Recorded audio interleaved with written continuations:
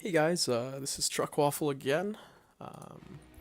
Guess with our second edition of looking at games and coaching, and I guess put some perspective. Last week or yesterday, I guess you guys played Nick's team, and I believe the result was a 0-2. But I think there were a lot of good things that happened and a lot of improvements, even that happened within that small span of a week, where you guys got to play with each other a bit more.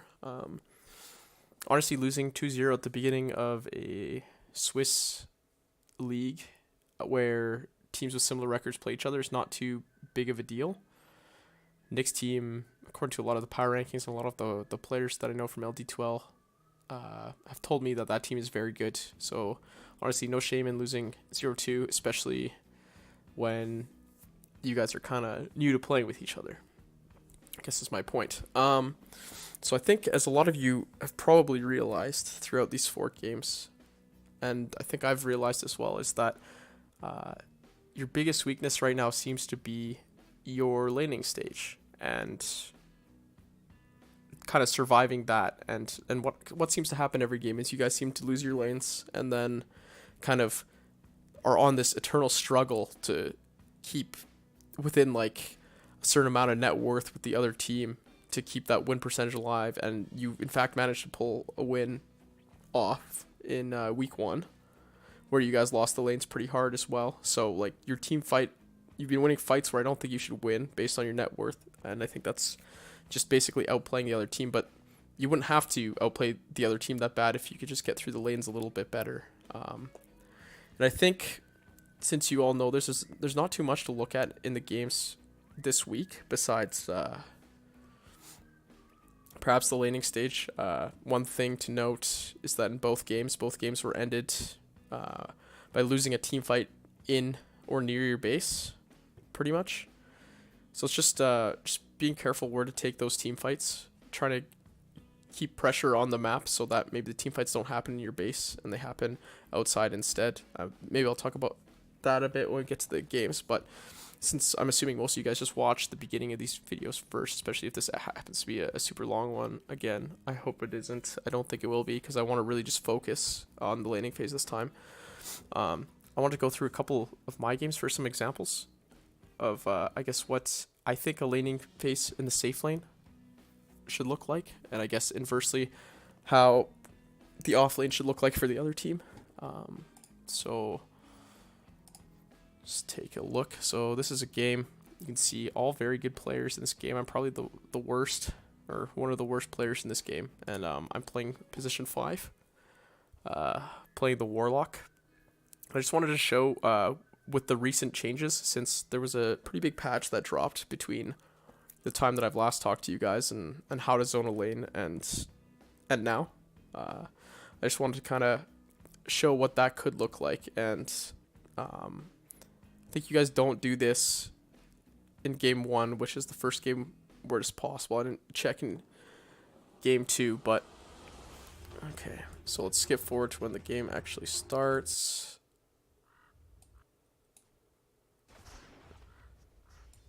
Sorry. Okay, so 0 minutes. I'm already pretty low because I got scared under a tower like an idiot. Don't do that. This Magnus is going to be forced to salve, but just as the creeps go, he's gonna try and block his creeps. My carry, I don't know what he's doing. He goes to the side shop to buy his items, which you should do too, I think. But the carry should also be here. At this point, blocking your creeps doesn't matter. Look where I'm. Oh, okay, missed it. Okay, look where I'm standing. This is where I'm standing. I have mostly full health now, and look, I just hit this guy. I hit this guy, and this is a top like 700 player, and he realizes he can't walk by me. If he walks by me, he's gonna take so much damage, and I'm probably gonna pop this heal on him when he walks by me, and I have teammates to help out. If he walks by me, he's probably gonna die. So at this point, this guy, level 1 Magnus, he's gonna go back and block his wave. In your games, they're not gonna do that. They're just gonna probably sit around the tower for a bit. He tricks me, actually. I think he's gone to jungle, which is also important to follow them to jungle if they do go there. But he will get to lane, and it's smart what he's doing, following the lane in, and this way I can't hit him as he comes in, or I'll take the creep aggro. The only issue, like, so that start was pretty ideal. He's still at level 1. Look, he's at level 1. My safe laner's at level 2. He's a full level above already. This has not happened in a single one of your games yet. The problem is this is ruined by the fact that my safe laner, for some reason, this top whatever void, could not hold lane equilibrium. So if he could, I would be able to show more of this video, and it would kind of be a Magnus at level 1 at like 5 minutes or so. And I think that could really help your games, and I want to pop into a different replay where I'm playing the carry instead to kind of show you why that's important, why that level advantage is important. So in this game, I'm playing the Clinks, and I have a Lich to help me with lane equilibrium, although I'll show you I don't really need it. And I guess this part is more for Xshal. As the carry, there's a support in my lane helping me zone, but I think the main thing to take away from this one is what you can do with that advantage when you have it, and you guys have started doing this better this week. I think Xshal has actually improved quite a bit this week on things that I've talked about in the last video, but I guess it's hard to really put into practice when you haven't seen it be successful before. So anyways, it's me and Claire support, or he's my solo support because I've got a Sand King who decides he wants to duel offlane. Usually I complain about that, but that's fine. It's just an offlane slaughter. I should be fine. Look, I'm standing in the same position right by the tower, and I'm going to hit this guy as he comes in. He doesn't really know what to do, whether to commit or just to run. And normally this is where your support should be, but I'm doing it because I don't know what the fuck Claire's doing. He should be helping me, but he takes his spot over here, and he just pops the ward down here. Very good ward, because you can usually see if they go into the trees here. Now we can see this, but for some reason we both did not see it on the minimap, so he's going to sneak around here. I'm controlling my lane equilibrium. Xshal can do this too. And I'll give some tips on how to do it a lot, or how to get a higher percentage chance on doing it. Right now, see, look, I've got the 2 range creeps over here. That's a pretty guaranteed like push back this way. Let's sacrifice the creep. I have to push this a bit. I want to keep him even, but the important thing is I'm sometimes focusing on denying, and the support has to keep them out of the lane. So he gets level 2 here. That shouldn't have happened. He should still be level 1, but okay, that's important. But I guess the thing still stands. This is a Slardar. If it's something like a Timbersaw, like in your first game, levels on that hero are extremely important. At level 1, he's a very easy hero to zone. Either he has no escape, or he has no damage. Or sorry, either he has no escape, or he's not tanky at all. So he takes Timber Chain or Reactive Armor, right? So once he gets to level 2, he has so much more utility.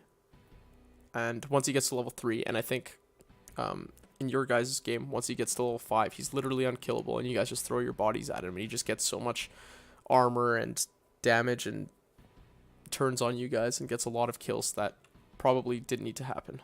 So anyways, what I want to focus on is down here. There are 2 melee creeps that I've left alive.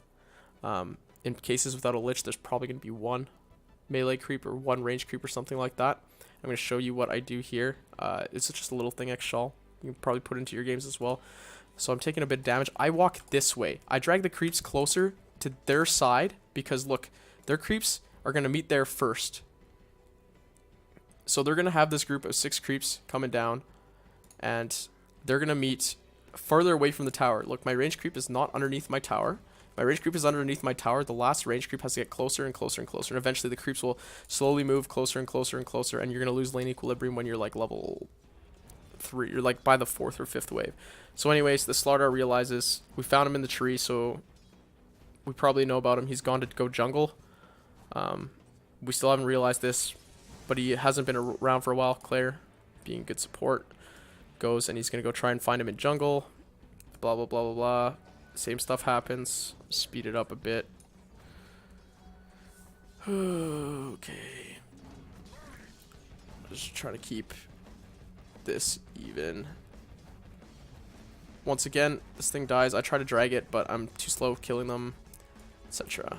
And we're going to fast forward to 5 minutes of the game. That's an important time to memorize. That is the first catapult wave. Notice this Slardar is now completely gone. He's level 2 on the other side of the jungle, 3 minutes and 20 in. He's going to hit level 3 here at 4 minutes. So 4 minutes. No, not even.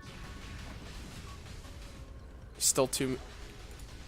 So 457, he's level 3. And Claire, because I don't need any help in here anymore, right? I'm just holding this wave because I can't really do much with it. And look, my Lich is all the way over here, and he's harassing Slardar. If they go to jungle, just follow them.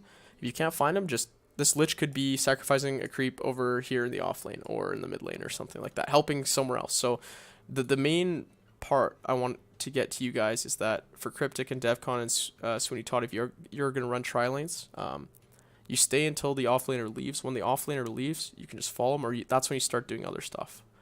So it kind of compels the offlaner to be in the lane. Either way, 5 minutes. Catapult creep spawns, very important. Slow it down as we get closer to the time. Just want to explain it some more. The Slardar is level 3. He can't really do anything. I'm nearing level 6. This is more important for Clinks. So you can see it's 5 minutes. I've started to actually push this out. Look, I'm taking damage instead of the range creep. I'm trying to kill these creeps as fast as I can. Death pack, blah, blah, blah. So I've got my catapult creep here. What I should have done is let them hit the... Okay, so this is a bit of a mistake, what I do.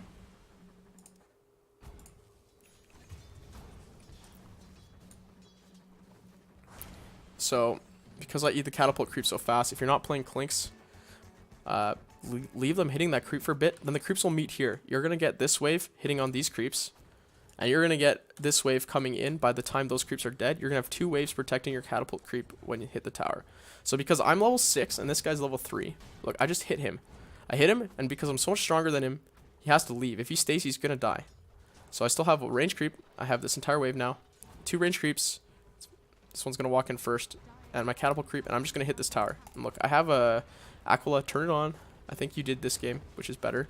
But you can see, like, I'm trying to sidestep the thing. I get hit by the tower. Doesn't matter too much. I'm going to drop aggro. And I'm going to keep hitting the tower.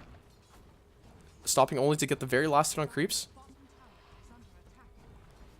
And I'm just going to keep hitting this tower. And guess what? 6 minutes, 37 seconds. That tower's dead. And I think you guys have not taken a tower before, like 13 minutes or so yet. And the amount of vision and stuff that this opens up, like now Slardar kind of really has to come back. He's feeling really threatened. So another thing I like, as soon as this tower goes down, I like a support to put a ward like in this area or this area or this area, like somewhere that sees rotations coming in. So as a safe laner, I can push it. I know a lot of safe laner, like if I'm not playing a safe laner with an invis, like maybe a Luna or something, at this point, hey, look, I have this tower dead. I already dominated this bottom lane. These creeps are going to kind of push themselves a bit because there'll be a bit of lane momentum. Immediately want to TP top, go with my Underlord and my Lich, and we want to push this tower instead. I'm a bit less comfortable with that just as a player, but I think that is something that you can get. At that point, you just take 2 lanes pretty much, have a lot of pressure on the map. Instead, I'm going to be pushing this pretty hard.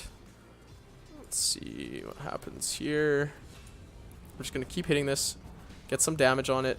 Look, this tower is... Look, this is the first catapult creep still. This catapult creep is still alive for my first push. And this tower is down to 280 health. I don't know what percent that is. Low percent. 7 minutes. 740. I see the tower's low. I'm going to keep the pressure on.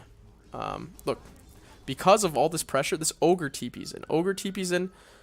Slardar's still here. I have 2... I'm holding 2 heroes myself and not really in any danger myself.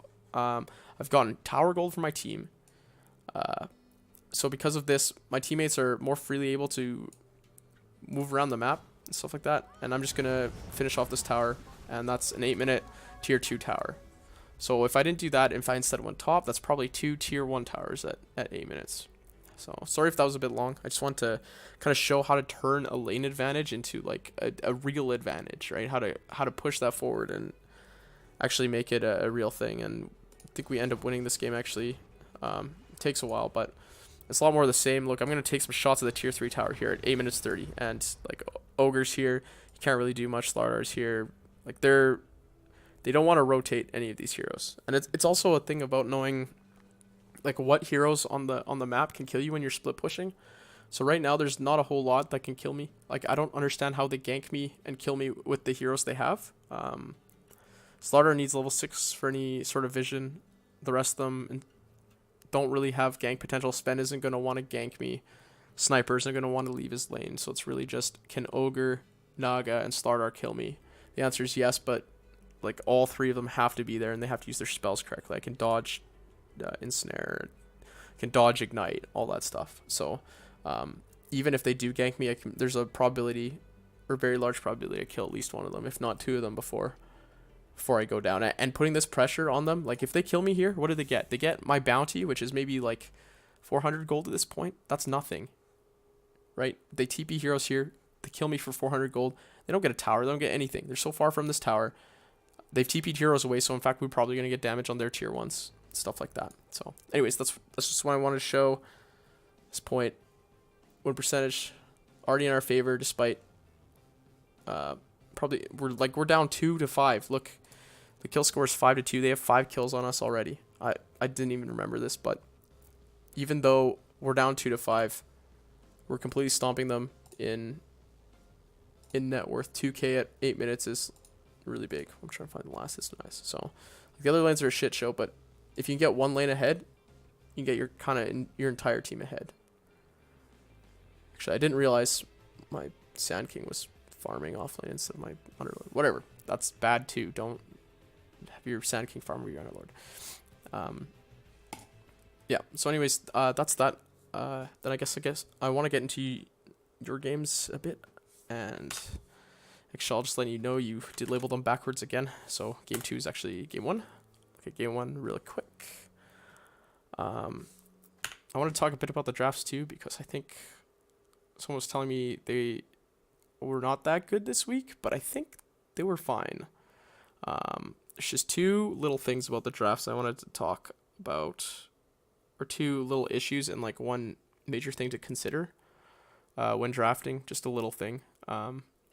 My 2 main issues were the last pick Luna in game 2. I think if you have very last pick, you can use that for like a better hero in that situation. I think Luna was pretty weak to a lot of the heroes there. I'll speed this through this because otherwise it doesn't show the picture of the heroes. I get super lost in it. Replay bugs, etc. So anyways, this draft I think you guys did fine. I'm really confused by the first pick Oracle, but cover pick or whatever. And I know you guys were talking about trying the Spear Breaker out. I think it works okay. I think if you utilize it a bit differently in lane, that would be better. Okay, here's my little issue. And it worked out because I think the other team didn't really know what was going on either. You guys pick your mid here as Dragonite. That's fine. Because Dragonite is a flexible hero. And I don't know if you were guaranteeing it to be mid at the time. I don't know if Xshal plays safe lane Dragonite. But they immediately counter with the Timber. And I assumed right away that this was going to be a mid Timber because of the mid Dragonite. I don't know if you guys had more intel than me. If you did, then I'm wrong, and don't worry about listening to this. But I guess I wanted to talk about pick order a bit. I'll run through the rest of these picks really quickly. And since we want to focus on laning phase a bit more, because I think we've identified that as a weakness of this team. Here's how the draft can help with that. So with the first 2 picks, these guys had first pick and you guys had second pick. The first 2 picks, it seems like you guys, or the standard seems to be everyone just picks their supports. That's fine because the first phase doesn't usually give you an advantage in any lane either way. Unless you're picking a mid laner or a safe laner right away. So picking your supports is kind of a wash. When you go to the second phase, you guys pick first here. So leaving this ban stage, you get a pick right out of it, and they will get picks after these 2 picks. So ideally they can try and draw better lane matchups, and then in the last pick phase, you guys will get the last pick. So you'll get to draw at least 1 very good lane matchup. And coming out of this, you should be able to win at least 1 lane.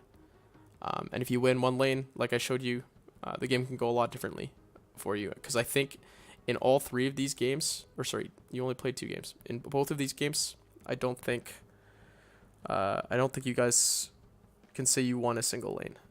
And it's very hard to win Dota if you don't win the laning phase, even if you're like the better team at team fights, because you guys do pull this game back pretty well after you lose racks. There's a lot of really good fights. But anyways, I guess my point is, in this game, you did a pretty good job. Anti-Mage, very good against Timbersaw once you see that this Morphling is here. So Morphling is here. Necrophos is here. It's likely an offlane Timbersaw and a mid lane Necrophos. But in the future, I don't know. If this were me, I wouldn't risk it, because this could be an offlane Necrophos and a mid lane Timbersaw. And Timber dumps on Dragon Knight. Even though Dragon Knight is a pretty good matchup against Necro.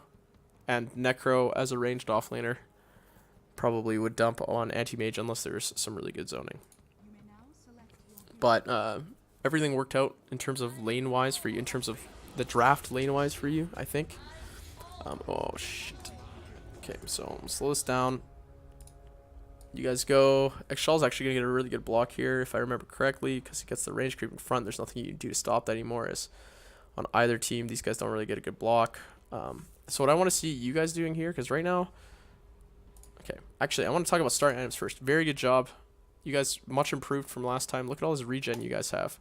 Regen out the ass, regen out the ass, regen out the ass. Mid laner, and regen out the ass. Like, the game 1 starting items, absolutely fantastic from you guys. And it really helps. If you watch the replay, just the amount of brawling you do in the safe lane, the regen definitely helps. Proud of you guys. And right here, look, DevCon, standing in the exact right place where I showed you standing in the other replay. Maybe you can stand even a bit further up.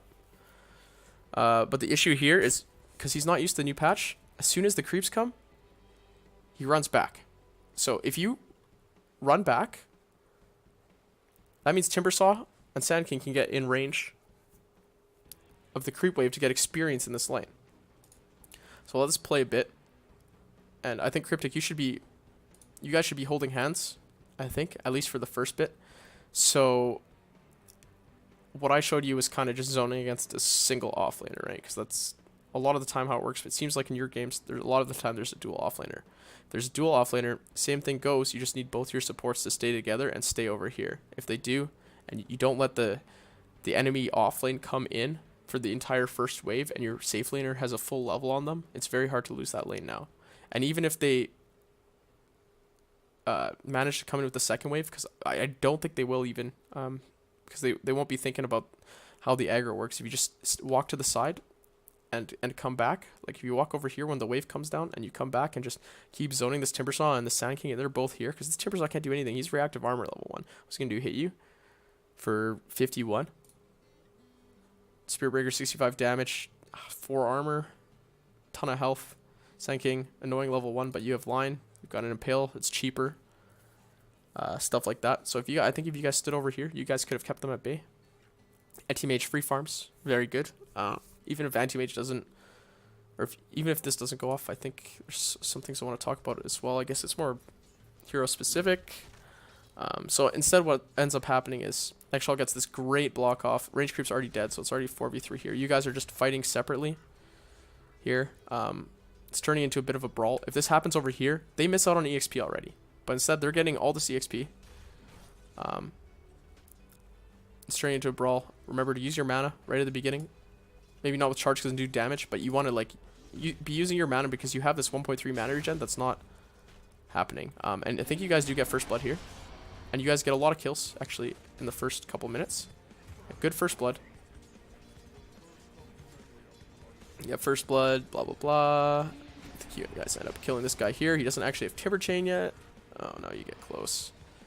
Blow his Salve. Cancel his Salve. It's level 2. No, you guys kill him here soon, I think.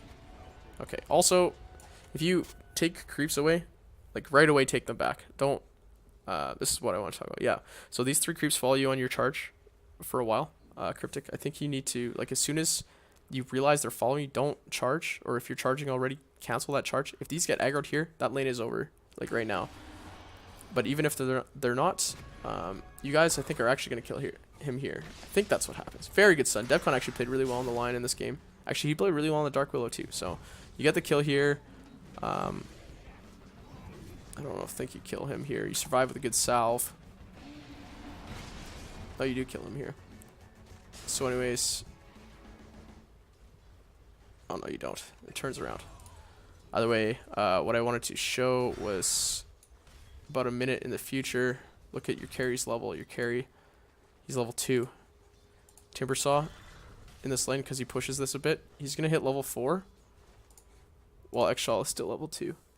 And if you... And this is not something that Xshal can really come back from very well. He's not going to be taking a tower at 6 minutes or even 10 minutes. If he gets behind, well, especially a Timbersaw, I guess. So I guess my point is, if you just work on the zoning part of it, and you stand in front, you don't let the offlaners come in, that's a very different story. Down here in the other lane, Skynet level 3. Morphling, almost level 4. It's because this guy's providing a threat. Like, this is a 2v1 instead of a 3v2. And he's just providing a little bit of a threat. Honestly, Skynet should be level 1 right now. If they're playing this correctly. But they're not. This is already going to be pushing in. Skynet, he gets a bit behind, but it's because he should be behind. He's an offlaner. He should be behind the carry. But anyways, you look at this. You guys have 2 kills to 1 kill, and you're behind an entire K. Not just less than 1K, but like over 1K at 340. So I think that's a bit of the issue, and this is going to push under tower. The other thing that happens is once this Timbersaw, once he hits level 5, he gets the 3rd point in reactive armor.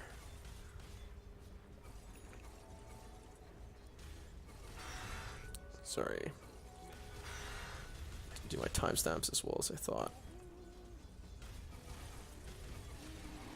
So after he does this, you guys are hitting him, and you can't kill him anymore. Anti-Mage is actually a pretty good laner against Timbersaw because you want to get that early ring of health, and you get mana break and kind of stop him from being able to deal any damage to you. At this point, if you are against a Timbersaw and you are a Spear Breaker in line and you don't really have a ton of magical burst that can really do anything to Timbersaw at that point, or the carry isn't something like a Gyrocopter that has a lot of magical burst that can kill the Timbersaw, and you're providing the CC, and that's when I would suggest probably not coming back to the lane anymore. Maybe going down and putting pressure on the Morphling or something like that, or ganking mid. You want to just want to leave that alone, and you guys lose 3 creeps here, and that's experience no one is going to get, putting you further behind the Timbersaw. So I think as soon as that Timber hit level 5, I think you guys just leave Xshal here. Xshal, you need to play not as scared of the Timbersaw. If he has no mana, he can't hurt you. You do a good job of keeping his mana low until I guess he gets some levels on you, and then I think you panic a bit. That's my comments on that. And then I think there's a big team fight. Yeah, here. Wow, I'm good. That was a random timestamp. Okay, so they're gonna push up here. I think they randomly jump you with an epicenter, and you lose the fight. Oh, they don't actually get the epicenter off, but they just have a lot of damage. Xshal's doing a really good thing right here. He's pushing this lane, and it's got a lot of pressure on it, and I would have liked to see him continue to pressure this lane. You're going to get the tier 1 off of this, but I think you could have at least got the tier 2 as well, and potentially a lot of damage on the tier 3 while your team tries to kind of clear with axes and breathe fire and stuff like that without really committing too much. Another thing I want to talk about, really good itemization by Cryptic. Spear Vessels, really good this game. Super important to kill both the Oracle and the Morphling. Both have really big issues with it. But I would like to see you carry Dust almost all the time on Spearbreaker. And on just more heroes in general. The only detection you have for Sand King was, I think, some sentries online for most of the game. Yeah, a lot of sentries online. But, so instead you guys lose this fight in your base. And the problem with losing fights in your base is that you're going to lose your entire base. I think they end up taking this Rax and bottom tower as well. Meanwhile, if Xshal is here, those 2 waves are already pushed out. You probably already have this tier 2 by the time they even are touching your Rax, and can be putting pressure here. If you wait to fight until one of them has to TP back, and it's not that one of them has to TP back to deal with Xshal. There's no one hero on their team right now that can TP back and kill him. maybe Morphling can push them off the tower, but other than that, they need to send multiples back, and once they start sending people back, Spirit Barrier cancel TPs, line cancel TPs.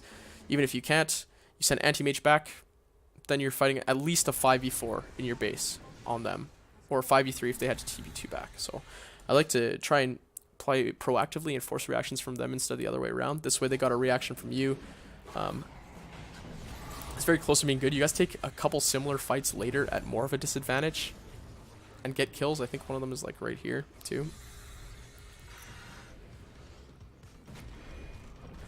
It's just good target prioritization, killing the Oracle first. You guys don't chain your stun, or don't stack your stuns here. Very good. And you just finish off like a lot of the big heroes on their team. And it's because they were missing 1 or 2 heroes. And imagine if they were missing 1 or 2 heroes in the mid fight, you could have, when if Xshal kept pushing, kind of deal. So it's just stuff like that to think about. That's stuff you just learn. None of it's really mechanical. The other thing I noticed, sorry, it seems like I'm harping on Xshal, but I'm a carry player, so most of my, I guess it's most of my help can go towards that. Blink more often to move around.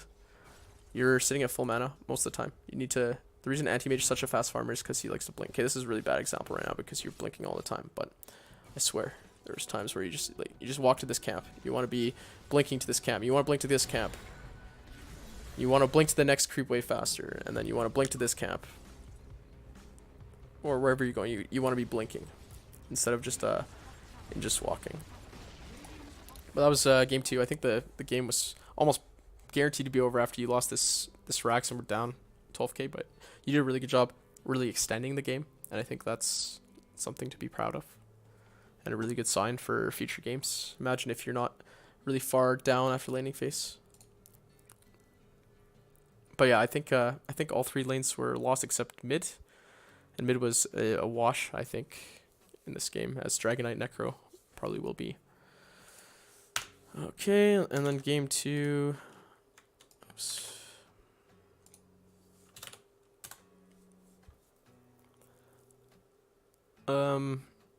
I guess in game 2, I think the draft was a bigger issue just because they opened with some really strong, they opened with some really strong laning heroes. So just in the context of strong lanes, the draft was a bit of a bigger issue. I think they opened with Bane Slardar. Bane is a really strong laner. And then I think this time you guys tried to dual lane it. So I want to, instead of talking about the safe lane too much this time, I want to talk about the off lane. I think the safe lane loss, like the lane loss in the safe lane in this game, was more of due to the draft than the actual gameplay. But yeah, Luna, Omni and Slardar are very strong laners, and you guys drafted Luna and Willow. And that's kind of, if those heroes are left to lane against each other, you're gonna have issues. The other thing I was told after the game, which I mean, if in later weeks, if you guys still want me to, I'll probably help you scout a bit as well. Apparently Lava is, while he's currently favoring Clinks, he was previously famous for his Razor. Didn't warn you guys about this. Picked Razor into Viper. Pretty good matchup for the Razor, I think, although maybe not as good as it seemed in this game. Just because I think Lava is just very used to this matchup and he's played it a ton, so he knows exactly what to do. Because I think Trees lost this lane pretty hard as well. So in this game, I think you truly did lose all 3 lanes instead of just losing 2, and that makes it extremely hard to come back from. But fuck. Anyways, I didn't really like the last phase Luna pick. Like I mentioned at the beginning of the draft last time, with picks where you pick after them. So if you're picking second, then it's your very last pick. You want to be guaranteeing a lane win, and the Luna does not guarantee lane win into the Omni. Makes it pretty hard. Luna's a pretty okay comeback hero, but you want to be guaranteeing yourself a win off of that. Luna's also pretty tough into Jug, I think. Jug and Slardar and Omni, like she just doesn't really fight well into them. But it's not too bad either. But anyways, this time I wanted to focus a bit on the dual offlane, kind of show ways to improve what happened here.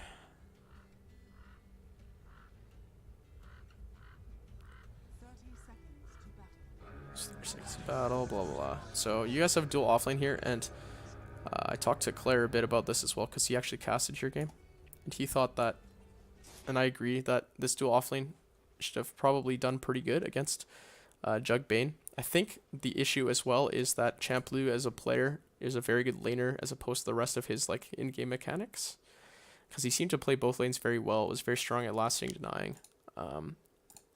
So that may have been an issue as well. I also think Skynet is more of a true offlaner, where he likes, I won't say he likes, but I think he performs better when under those like 1v2, 1v3 situations where he somehow gets a ton of EXP out of the lane, or maybe he shouldn't. But I think he struggled a bit in this lane where it was almost, I don't want to say 1v1, but it became a bit of a 1v1 after a while. So started lane here. What I didn't like, I want Skynet to be in this lane CSing. I want Cryptic to be on this Bane instead. You guys swap it after a bit, which is good, but you want your offlaner to be in the creeps. The other thing is that I wanted to talk about starting items. So usually this Tango Salve Stout, or 6 Tango Salve Stout, very good. Very good on the Beastmaster for sure. I don't like it on the Tide Hunter. If you level Kraken Shell level 1, because Kraken Shell blocks 12 damage 100% of the time, and Stout Shield blocks 18 damage 50% of the time. So 50% of the time you're only going to be blocking 6 extra damage from this 200 gold. So like if you start Anchor Smash, I think it's situationally okay to start Stout Shield. If not, you might want to start Ring of Regen or something else. Maybe some Iron Branches and Wand Recipe or Mangoes or something like that. And anyways, I think Anchor Smash level 1 is very good on Tide. If this is like this lane is pushing anyways, because Champloo blocked the range creep in front, Cryptic was forced to CS it. So this lane is pushing anyways. If it's already pushing as an offlaner, it doesn't matter if you're spamming your spells in it. If you Anchor Smash the Juggernaut in the middle of his wave, not only are his creeps going to do less damage to you when you're hitting him, your creeps are doing full damage to him when he's hitting you back. Or maybe he doesn't hit you back, he just takes a ton of damage. Now we look at your regen, you have 3 sets of regen, very good. Cryptic 1 set of regen, not bad. This guy has 1 set of regen, he gave, well, 2 sets of regen, but he gave 2 tangos to his mid laner, and Jug only has 3 tangos, right? So this, you should look at this regen, you should check their items at the beginning and see that, hey, this is a guy I can really bully out of this lane. I can just slap him around with my anchor and Anchor Smash him and stuff like that, with Cryptic dealing with the Bane, because Night Stalker versus Bane, as you'll see, is pretty okay for both. But I guess what happens is instead, with the Tide running after the Bane, and the Night Stalker getting CS in lane, where we want to kind of shoot Skynet ahead in levels right now. And you guys are kind of running back and forth. And this is exactly what the support wants to do. He wants you guys fighting away from the creep wave. And look, this creep wave's pushing in already. We're going to see Cryptic just hit the Bane. He's Brain Sap, but you avoid, so it's like honestly a very even trade. This is what I want to see from the beginning. But if we look at what happened in this lane already, Skynet's already forced to pop his Salve and a Tango. So you're already down over 1 set of regen. This guy hasn't used a Tango yet, and he's still full health. And you're going to walk over here and... But I guess my point is, if you're standing in the middle of the wave and you're just spamming Anchor Smash on this guy, he's going to have a really tough time last hitting, and he's going to be out of regen really, really fast. I think you guys all remember how this game went. Just a lot of... the other team just pressured you a lot in terms of laning phase. You guys get really far behind pretty early. I want to see first catapult wave. So Xshal sees first catapult wave, and he's pushing this in now.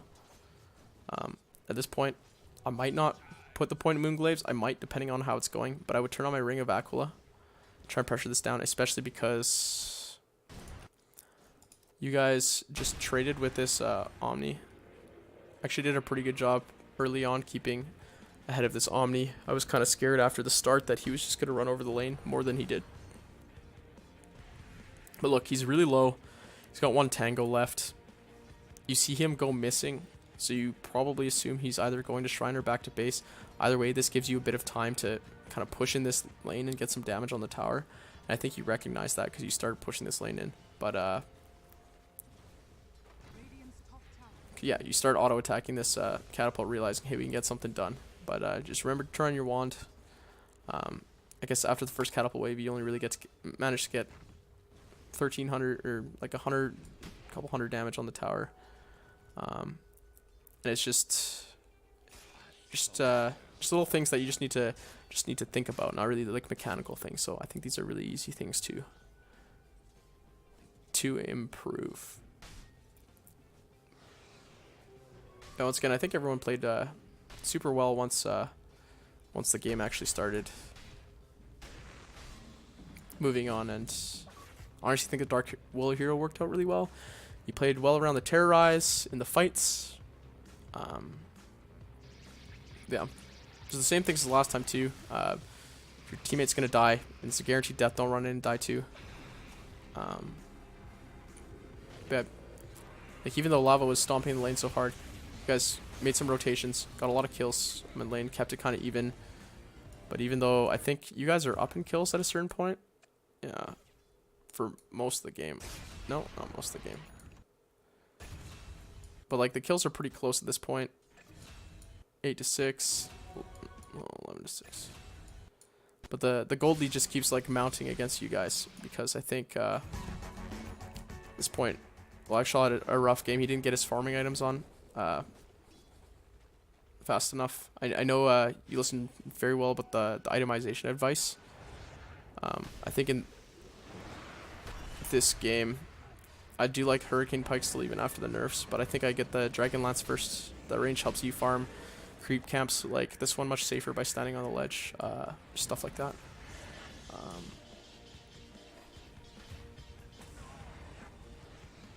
But yeah, a lot of good things. I think that maybe if we, I don't know, I sit on a scrim, or if you guys pub and I coach that or something, we can just work on the lanes. And I think if you guys get your lanes more down pat, maybe moving Cryptic back to more of a more of a tri-laner, I guess, it could be better. It's kind of interesting that you guys are having these issues too, because a lot of teams that I'm on in the past have had these issues. I'm not a very good laner myself. I've been on some teams that have issues because I've drafted a lot of people who aren't very good at lanes, and what we've had to do is focus on just winning one lane and hoping that lane carries us to the mid game, where the rest of our heroes can kind of get farm and win some team fights and bring everyone back. So I know where you guys have been before, and I think you can definitely get out of this. That's pretty much it. I hope this one's shorter, although I don't really know. So anyways, made it to the end. Thanks for watching. Let me know if there's anything else I can like specifically help you with, any specific questions. You guys have been doing good asking me, so yeah.